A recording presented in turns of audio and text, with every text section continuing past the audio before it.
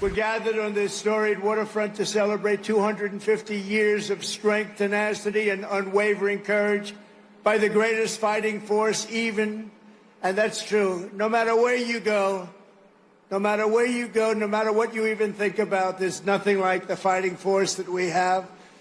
Roam the seas, it's called the United States Navy, and there's nothing in the world like it. President Trump speaking in Virginia yesterday in celebration of the Navy's 250th birthday.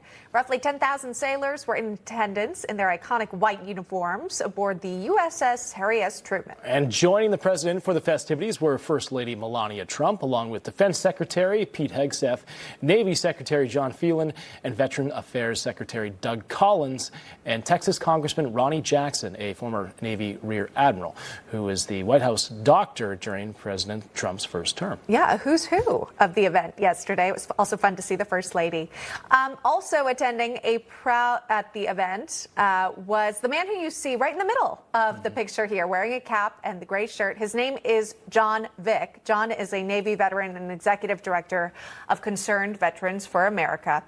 He's joined this morning by Bill Brown, retired Navy SEAL and founder of the New York City SEAL Swim. So welcome to you both, and thanks for coming on. John, welcome. John, if I could start with you, tell me, what was yesterday's event like? What did it mean to you? Yeah, thanks, Emma. This was a magnificent event. I mean, it was not just a presidential pass and review of naval strength. It was a celebration of American naval history that the president invited thousands of sailors. It felt like 5,000 to 10,000 of them, mostly young junior sailors, to join in and participate in this, which was fantastic. It was great having Secretary of War Pete Hegseth there, too, to talk about warfighting readiness and getting wokeness out of the military, prioritizing our country's defense. It was fantastic getting to listen to the president speak to especially young sailors about the history of the U.S. Navy, going back all the way to the Revolution to the present. Most of these folks have joined in just the past few years. And so also, talking about quality of life issues, things that matter very much to them. It was fantastic. I think everybody there knew that this president and America has their back. Yeah, Bill, I mean, that was the point that President Trump he seems to be making right now. He did that last week, did that at this event as well. But these are some turbulent times right now politically. But here's what President Trump, he made this promise here to all the servicemen and women, and this is what he had to say. Watch. The U.S. Navy always stands for America. As your commander-in-chief, I will always stand for you. I promise you that. You know that. That's why you voted for me in numbers that nobody's ever seen before.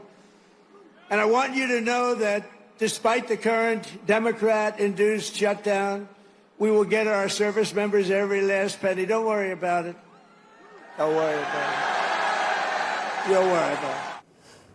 Bill, we're seeing those recruitment numbers go up as well. What do you think that meant to them to hear the president say that?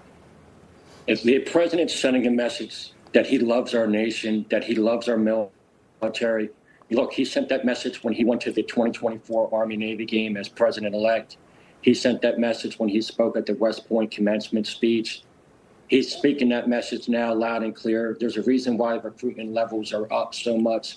Look, we know we live in turbulent times, and there's one thing the men and women in the military can appreciate more than anything else, and that's having a president and a commander that's going to look out for them. And without a doubt, President Trump, the Secretary of Defense, Pete Hegseth, that's what they're going to do. They're going to look out for the men and women in the military. They're going to give us the tools we need to protect us all. Yeah. Indeed. So well said.